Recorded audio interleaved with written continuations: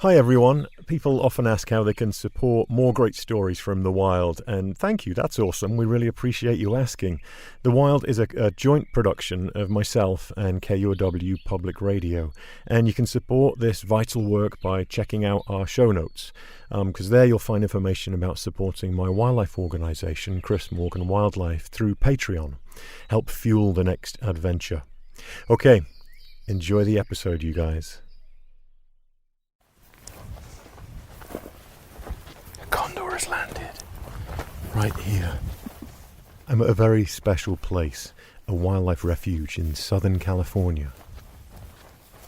So we're creeping in to see if we can get a glimpse using the building here at the facility is like cover, so we can sneak up on it. Hopefully it won't fly away. I'm here with some biologists from the US Fish and Wildlife Service. So we're going to try to walk this way and then come at an angle to sneak in. I love this. We quietly tiptoe our way across a dry, grassy field using the building as cover. It's attached to a fence structure that's used to capture endangered condors. And this is my chance to see one for the first time. But they're timid. Watch your step. We walk into the building to get a good look at it through the window. I bring my binoculars up to my eyes, and there he is, a giant male on top of an animal carcass. The condor is feasting on the carcass left out to draw them into the research facility here. Oh, good old check. Oh, he's taking off. Yeah, stretching those massive wings. That's awesome. What a sight. Yeah, it's like when it's compared to the ravens. Oh my God, the ravens look like sparrows. That really does put it into perspective. Mm-hmm. This place was built to help biologists monitor the condition of these condors, to perform health checks.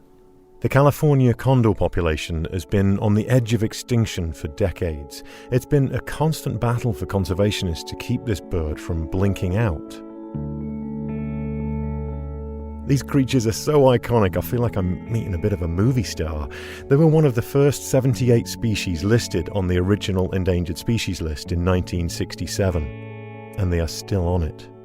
That's 55 years of living on the edge.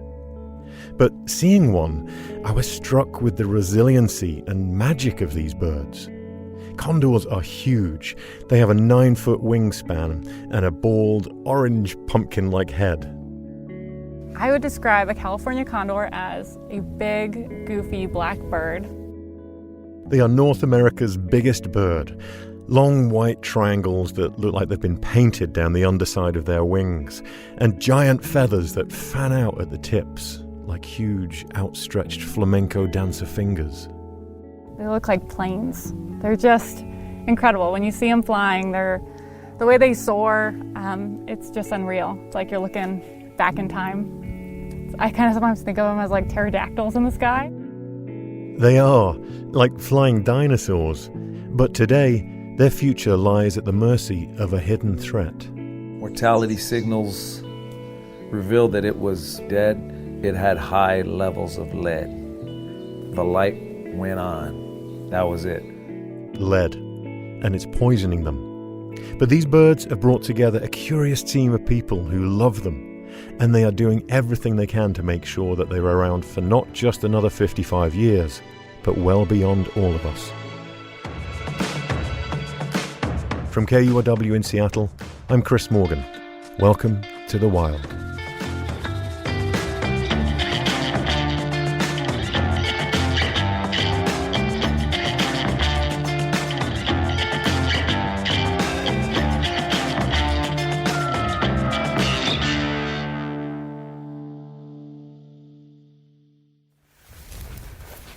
So it's just we'll just hike down this little hill. Again, watch for snakes. I'm here in the hills of Southern California at Bitter Creek Wildlife Refuge with condor biologist Laura McMahon. She's taken me to a special location. We set up a couple of spotting scopes to see what we can see. So we've got the big boulders that have shadows, right? We're all in accord of what that is. Yeah. So if you go up from it, there is... Oh, there's like the rock that you're talking about that's casting a shadow with two small rocks underneath it. Exactly. Where is it next to that? Where is it in comparison to that? It's that. Oh, it is that? Yeah, that's it. It's a Condor Nest. I was expecting something a bit more grand, but no twigs, no branches. It's just a bit of shade under a boulder, but it's smack dab in some of the most important condor habitat that exists. The nest is about 150 yards below us, down a windy cliff, part of a drama that's revolved around these birds. The person in charge of condor recovery in Southern California is Ariana Panzalan. She focuses in her own spotting scope. Now, can I find the nest? Ariana has been working on condors her entire career with the Fish and Wildlife Service.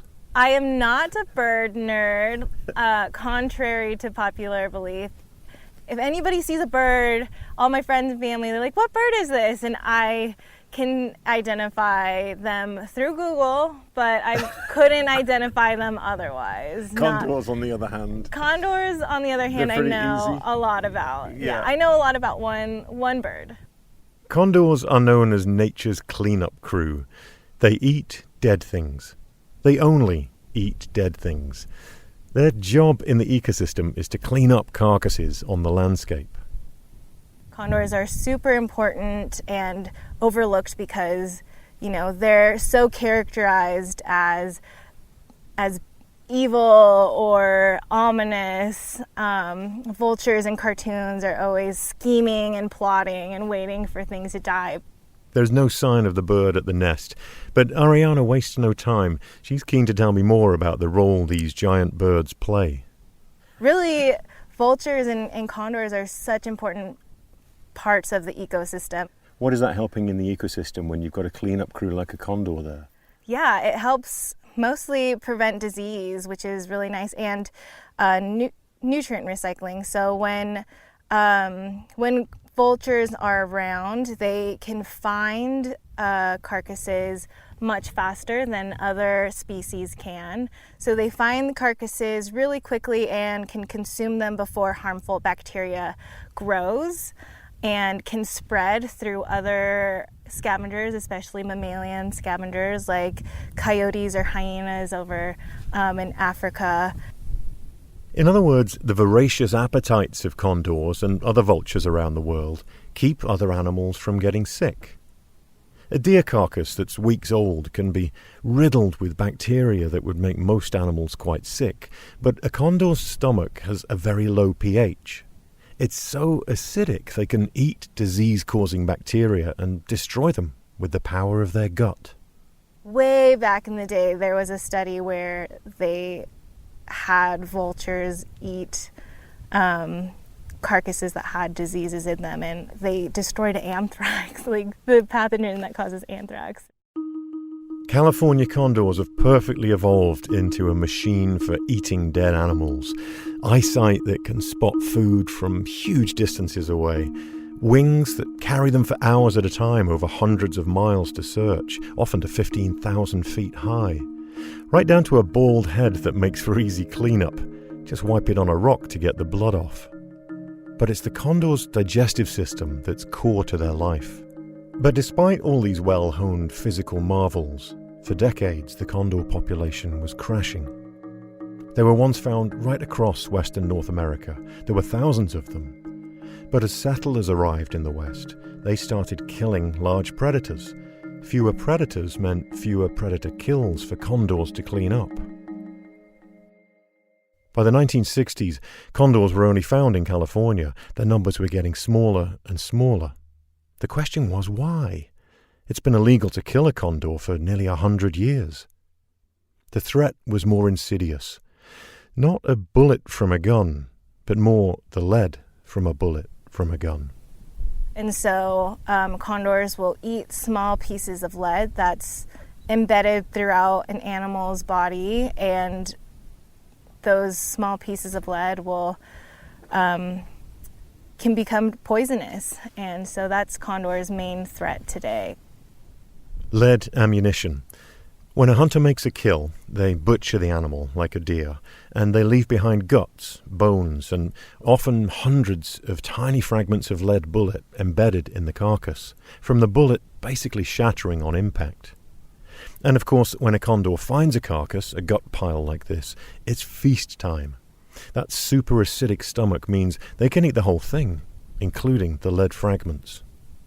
Lead is a soft metal, and condors have such strong, they have such acidic stomachs that it degrades and breaks down that lead really quickly when it's in their digestive system. So it absorbs into their blood a lot quicker than other animals.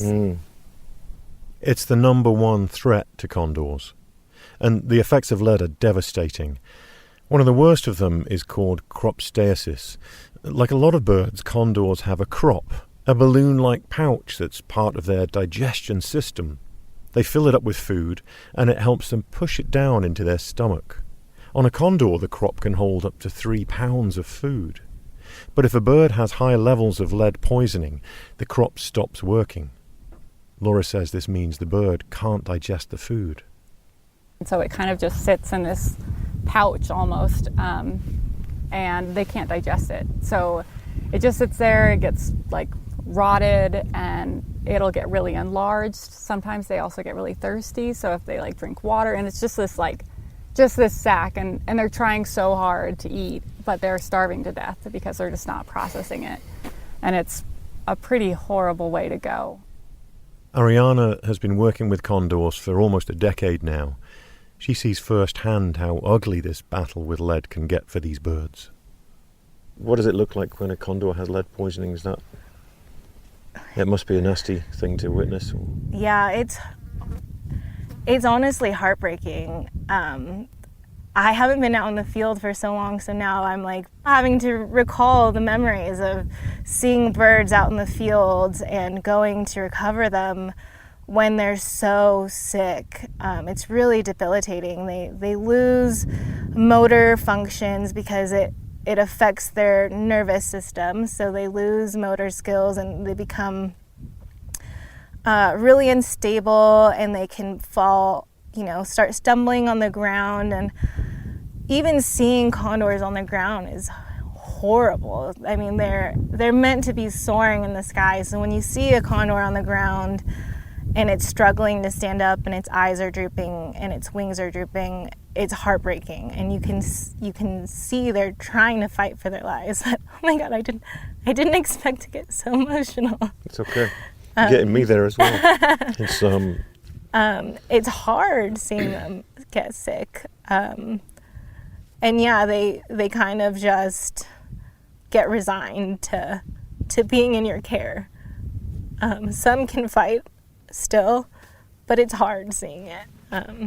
Yeah, especially when you get used to seeing really lively birds that are fighting and, not wanting to be handled. But when you see birds that are really sick, it's hard.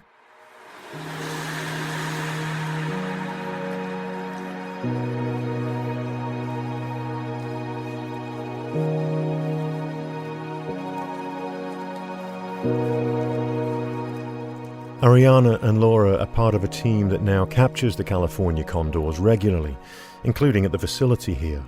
They run blood tests on every condor in this area twice a year to monitor lead levels in their system. It's a problem that's been around a long time. The poisoning got so bad that by the 1980s, there were only 22 birds left in the wild. To try and save them, condors had been tagged, wild eggs collected and incubated, but the numbers had crashed, from thousands historically, down to these 22 individuals.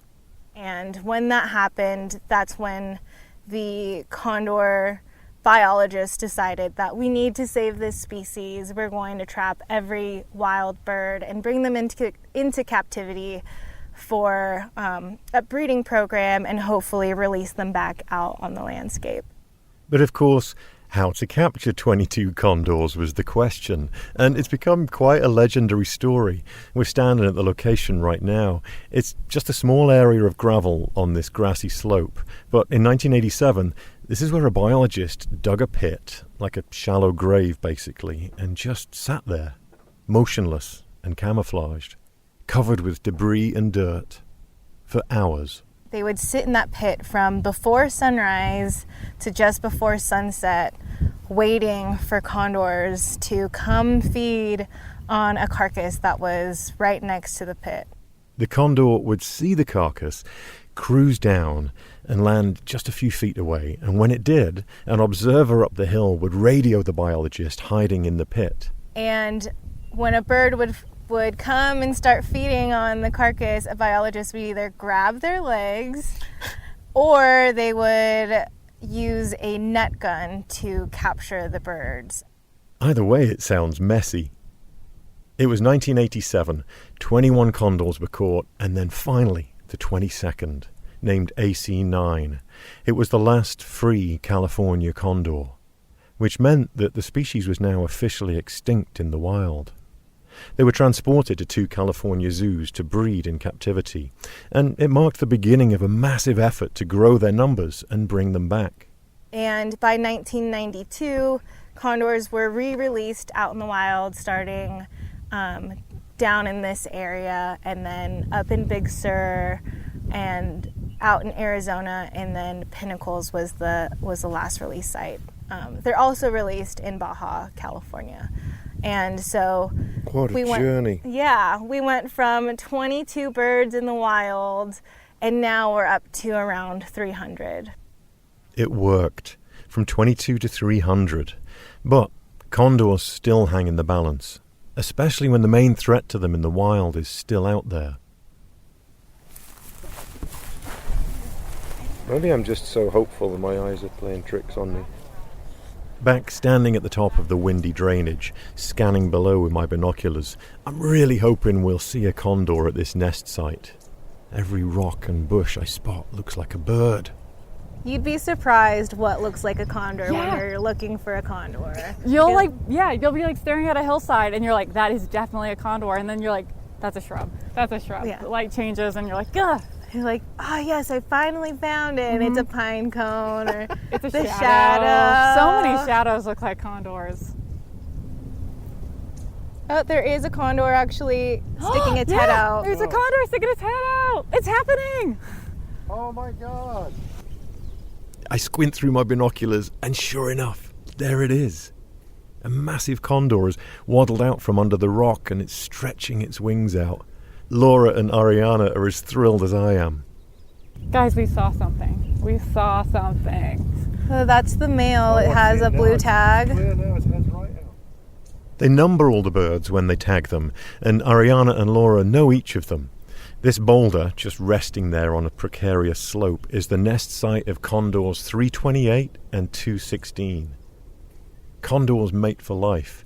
This pair has been together for 12 years so far. And they're soon to be parents. And this is key because every single chick counts. Even when they're protected, condor numbers don't just spring back because they reproduce very, very slowly. This pair will only have 1 chick every other year. We can't see it from where we're standing, but 328 and 216 have an egg in this nest right now. And Ariana knows it very well. The week before we came out here, she had visited the nest to check the health of the egg. The eggs are actually heavier than you think they would be. Like if you think of a chicken egg, you're like, oh yeah, this is light. But condor's eggs are like 1 to 2 pounds, I think. Wow. They're pretty heavy for an egg. The average condor egg weighs about half a pound. But despite its size and weight, the egg is a vulnerable treasure. You know, I'm crouching down, sitting down, trying to get as close to the egg as possible, and working really gently to cradle it in my hands and bring it closely to me. Ariana carefully picks up the egg, and Mum and Dad are standing right there, not far away. The pressure is high. And I'm doing this all in a contractor bag. Yeah, on top of that, Ariana is wrapped up in a big black garbage bag. It needs to be dark to get a good look at the egg. Just trying to grab an egg half covered and bring it close to me, and then you shine a light into it and put a flashlight up to it, and then based on the progression of the development of the fetus and the embryo and the network of arteries and veins, you can tell how old it is. It's called candling the egg, holding a light to the shell like this. Ariana has to be careful. The egg is the future of this endangered species. You're sitting on the edge of a cliff in a trash bag, and it's hot, and you're trying to just gingerly pick up the egg and candle it. And when you see that it is viable, that it is going to be, granted nothing else happens, that it's going to be growing into the largest flying land bird of North America and one of 300, it adds a lot of pressure, and you're trying just to set it back down and not shake while you're putting it back down onto just a pile of dirt in a nest. The Condors are lucky to have such careful stewards like Ariana and Laura to watch over them. It's working, but they know they're only a part of a huge, ongoing effort. I think there's a long ways to go, and I think until we deal with the lead issue, it's going to be hard to have the condor kind of fly on its own. After the break, we'll meet a man who turned from crime to condors, and a life mission to remove lead from this incredible bird's ecosystem.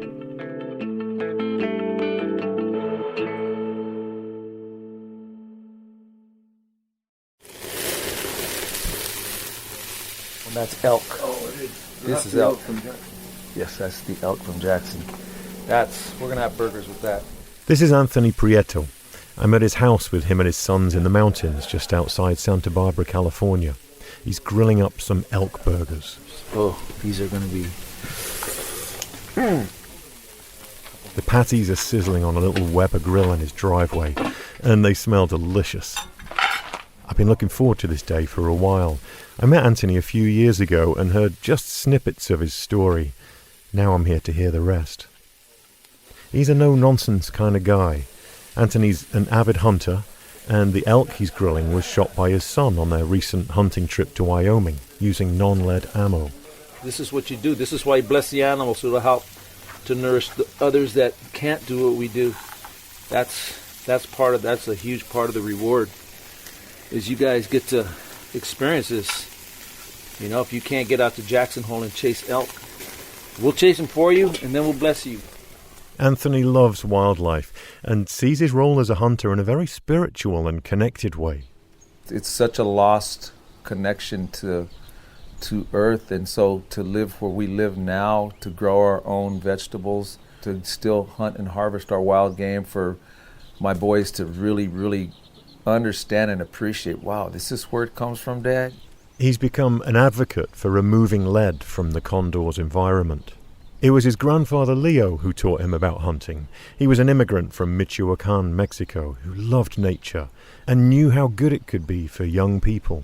But by the time Anthony was old enough to actually go on a hunt, his grandfather was too old. So he arranged for Anthony to hunt with some church friends. It took him a moment to figure out what he was doing.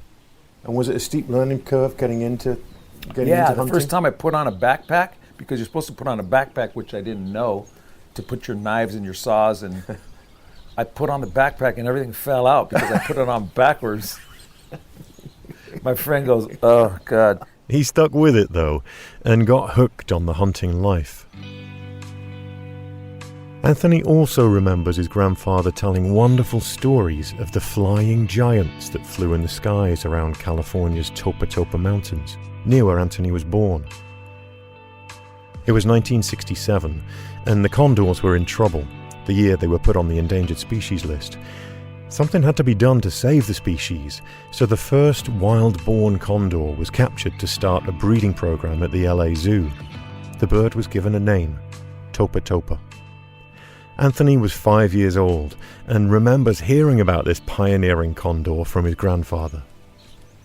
I remember sitting on his lap and go, what's a condor? I never heard the word.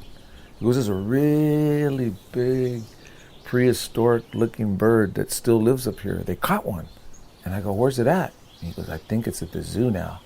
I go, so I could see like a live dinosaur condor? But as an important breeding male, Topa Topa wasn't on display at the LA Zoo. Anthony would have to wait to see Topa Topa. It didn't matter, though. His obsession had hatched. As condor numbers were crashing in the wild, Anthony's childhood was moving fast. It was now 1978, he's 17, and going through some troubling times.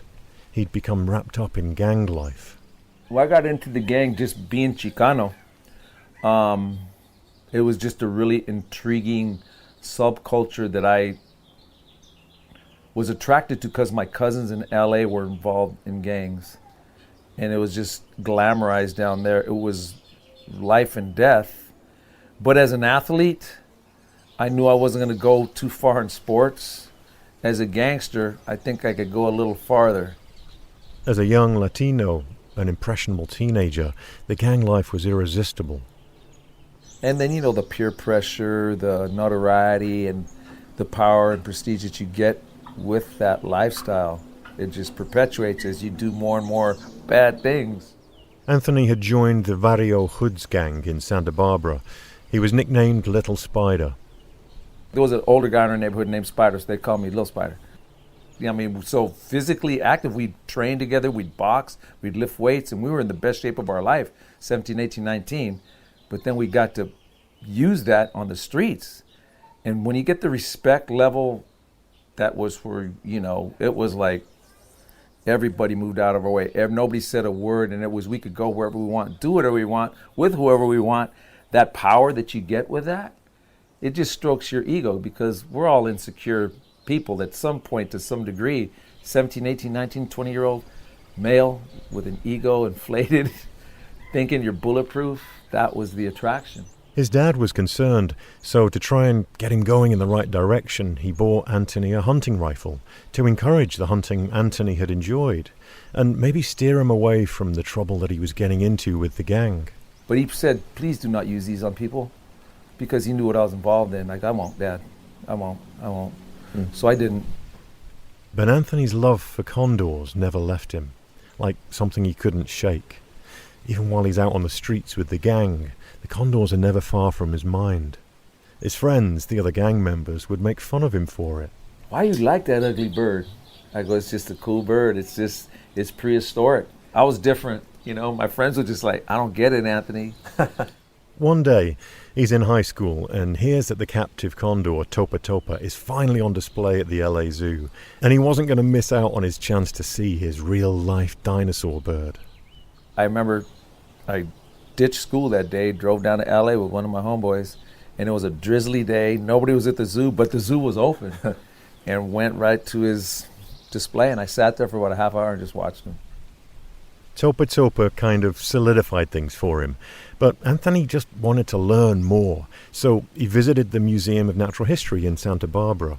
He told me the woman at the Condor exhibit was kind of surprised to see him, this young, tough-looking guy with slicked back hair.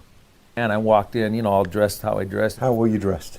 Why was she surprised? I remember my khakis, my Pendleton, just dressed in my hard shoes, and just walked in, and she didn't know what I was there for. But when I started talking condors, that was her language.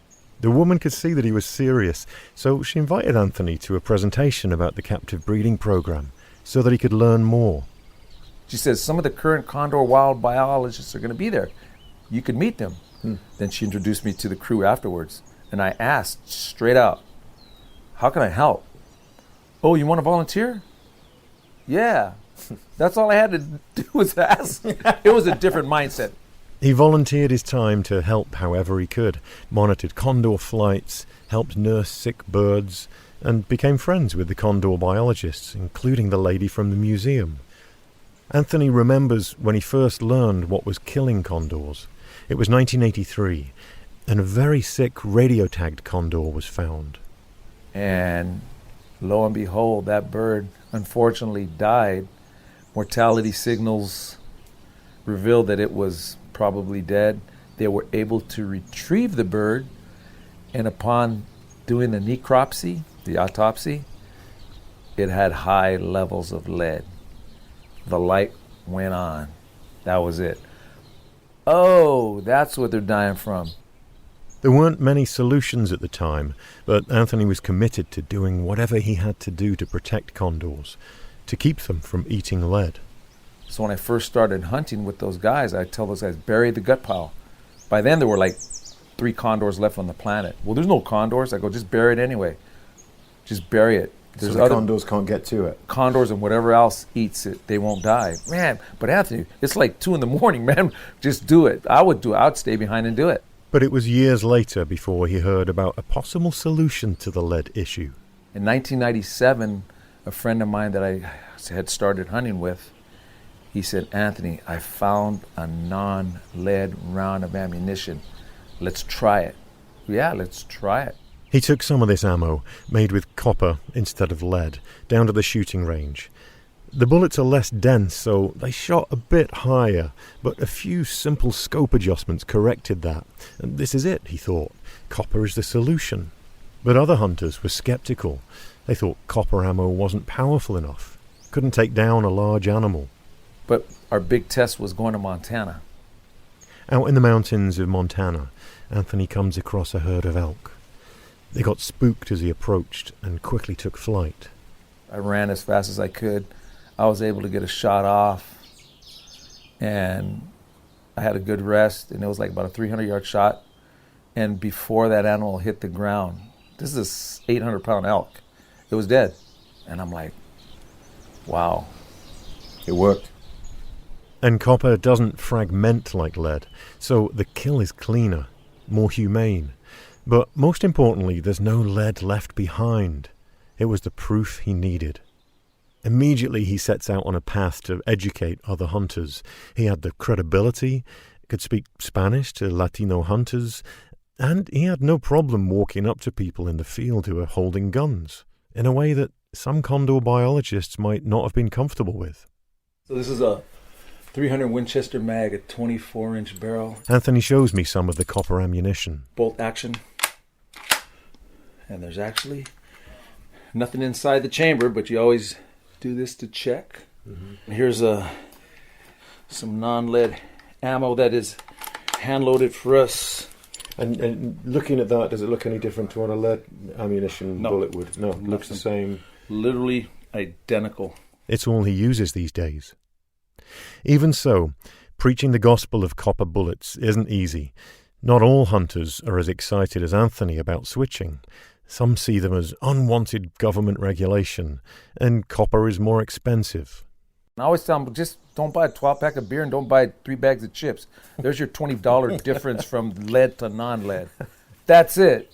Really? That's it. When he chats to hunters who don't want to stop using lead, Anthony's careful to be diplomatic, but he's clear too. Everybody has a different viewpoint, and you have to respect that. So when somebody says, no, I'm not going to shoot copper, it's too expensive, I'm going to shoot lead. My response is, well, then just bury the gut pile if you can. But just know that you're inadvertently feeding your loved ones lead fragments from your bullet. He reminds hunters that it's not just condors that eat the lead, but also the hunter's family when they put meat on the table. It took time, but in July 2019, Anthony and his many condor colleagues enjoyed an incredible win. The state of California banned the use of lead ammunition for hunting. But he says, like any law, people break it all the time. So condors are still dying, and there's still work to be done. Condors have always been with Anthony. He loves these birds. He has a tattoo of a flying condor that stretches down his arm. He sketches and paints them. This bird has fueled him along his path. In 1999, a month after his grandfather Leo passed away, Anthony got the opportunity to be part of something very special, the release of a condor back into the wild. What was it? Can you describe that?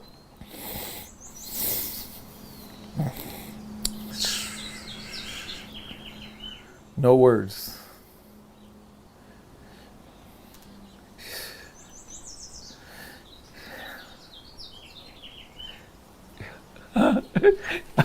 I remember the sky was blue. This big, giant bird with those wingtips, like fingers, like you mentioned, with the white, triangular white patches with that orange head looking down at me. You know.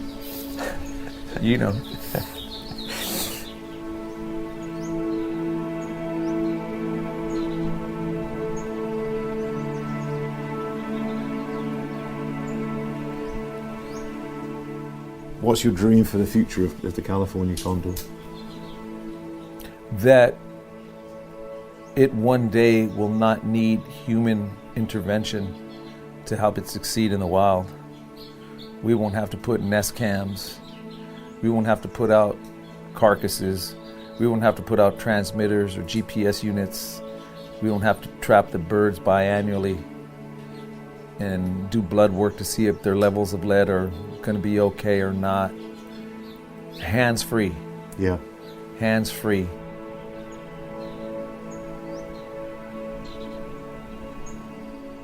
And he turns his attention to the next generation, mentoring youth and young hunters, including his own sons, to help them be the change that condors need to survive. He thinks back to his own youth a lot, and the turmoil. He told me, you can never get out of the gang, you can't just walk away. But he tries to explain to people he wants to be an example of turning negative into positive. I'd love to understand, was that a part of your journey in life? Or did condors pull you out of something kind of thing that you didn't want to be in anymore? You know, I've never looked at it that way, but that is true, Chris. They did pull me out of, because I'm so focused on what I need to do while I'm still alive with wildlife conservation.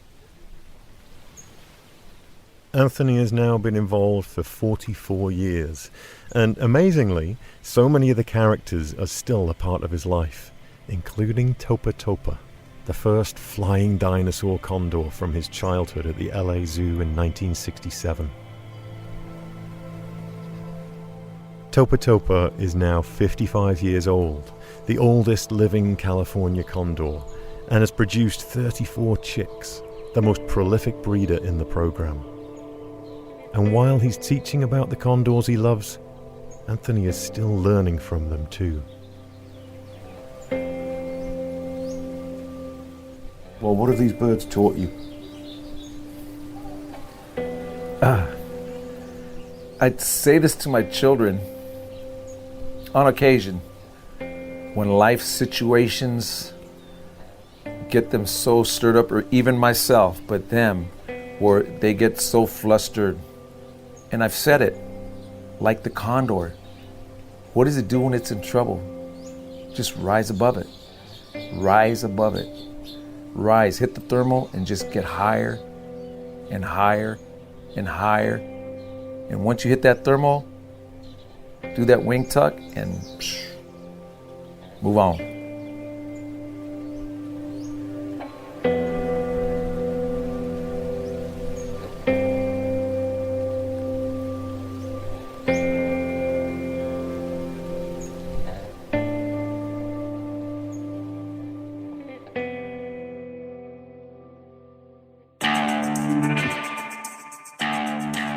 If you'd like to hear more about Anthony's work, he's produced 2 documentary films about his fight against lead ammo, and you can find out more at our website, thewildpod.org.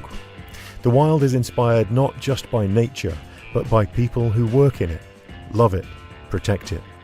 The Wild is a joint production of myself and KUOW Public Radio. One way to support this vital work is through my wildlife organisation, Chris Morgan Wildlife, on Patreon. There's a link in the show notes. Be sure to check out our Instagram account at @TheWildPod, and you can find me at Chris Morgan Wildlife.